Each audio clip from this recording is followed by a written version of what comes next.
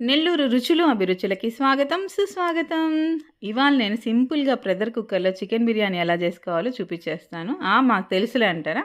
మీరు అనుకున్నట్టు కాదు. ఇది పూర్తిగా డిఫరెంట్. వచ్చేయండి చూసేద్దాం. 1 కేజీ చికెన్ తీసేసుకొని శుభ్రంగా కడిగేసుకున్నాను. దాంట్లో 1 spoon rock salt, half spoon కారం, హాఫ్ స్పూన్ పసుపు, 1 spoon garam masala, 1 spoon chicken masala, 1 spoon biryani masala add చేస్తున్నాను. బిర్యానీ మసాలా మాత్రం యాడ్ చేస్తున్నాను. ఇక్కడ నేను పట్టా, మొగ్గ ఇవన్నీ ఏమి యాడ్ చేయట్లేదు. 2 స్పూన్ల అల్లం వెల్లుల్లి పేస్ట్, 4-5 స్పూన్ల పెరుగు, సన్నగా కట్ చేసి పెట్టుకున్న కొత్తిమీర, పుదీనా.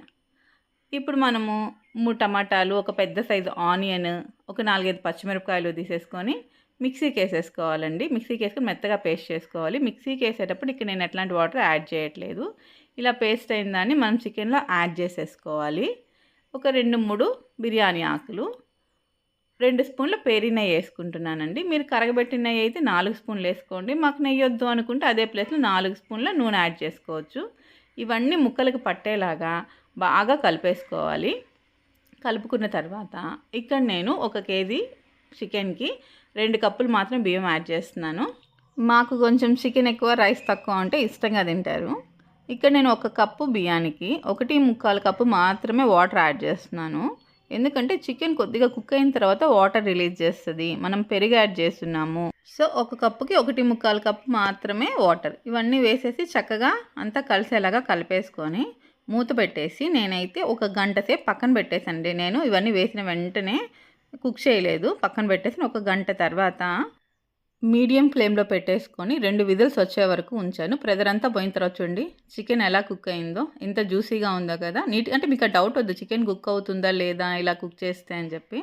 చికెన్ నీట్గా కుక్ అవుతుంది, రైస్ బాగా కుక్ అయిపోతుంది. లేదు మేము 1 గంట వెయిట్ చేయలేము, మేము వెంటనే పెట్టేసుకుంటామంటే మీరు వెంటనే కూడా కుక్ చేసేసుకోవచ్చు. ఇక్కడ నేను తీసుకున్న క్వాంటిటీ కుక్కర్ పైకి వచ్చేసింది కాబట్టి ఇప్పుడు ఒక తాంబాలం పెట్టుకుని అంతా దానిలోకి వేసేసుకుంటున్నాను. మీరు పెద్ద కుక్కర్ కానీ పెట్టుకున్నారనుకోండి, మీరు చక్కగా దాంట్లోనే మొత్తం కలిపేసుకోవచ్చు. మీరు రైస్ కుక్కర్లో కూడా ఇదే ప్రాసెస్లో చేసుకోవచ్చండి. చూడండి ఇక్కడ రైస్ కూడా పొడి పొడిగానే ఉంది, ముక్కలు నీట్గానే ఉన్నాయి. అసలు మీకు మామూలు ప్రాసెస్లో చేసేదానికి ఇలా చేసేదానికి అసలు ఏమీ డిఫరెన్స్ ఉండదు.